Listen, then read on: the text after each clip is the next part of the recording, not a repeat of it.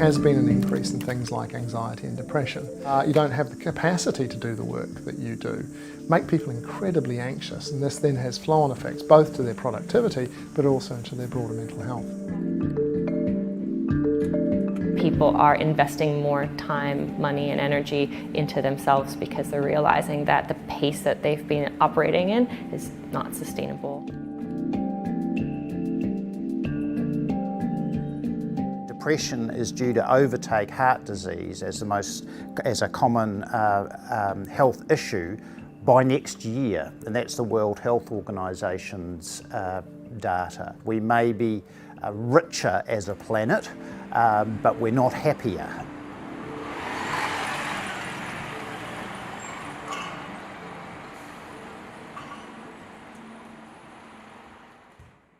We've been reaching out to a lot of businesses and talking about corporate wellness, and there's much more interest in it, I think, from higher up in small to medium-sized businesses that we've approached to see what do they do to look after their team. As an experience as an employee, as an experience being self-employed, and now as an employer, I think for businesses, your staff are your best assets, and so if you can look after the people who work for you, your business will thrive. Our mental health is a thing, just like our physical fitness is a thing. If we practice it, if we do certain things on a regular basis, then we'll get stronger in our minds as well as in our bodies.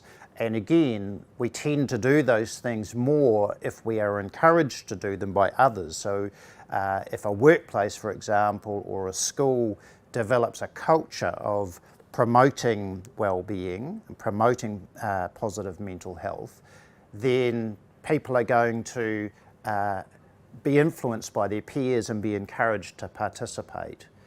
If there is true interest from higher up and encouragement for employees from their employers, like if they feel like their employers have buy-in into that they actually do want them to be well, rather than the health and wellness committee ticking a box to say, oh yeah, we look after your mental health and here are the reasons, why and how we do it, versus an HR team or owners or directors that are actually passionate and authentic around wanting to look after their staff. Like, there is a difference, and I think employees feel that. If you want to recruit the best staff, then having employee assistance programs or positive wellness things in place is going to make you an attractive employer.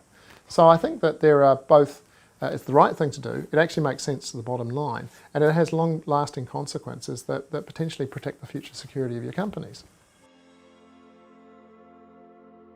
Encourage people to get out and be active, and again, talk about how does this make us feel, not just the fitness side of it. So build positive mental health and well-being into the sort of the day-to-day language of the workplace. For some people it's religion, other people it's nature, other people it's meditation. Like, being able to look at a human being from a holistic perspective and what their needs are. That's, to me, what wellness is looking at the whole picture and not just pick one or two things.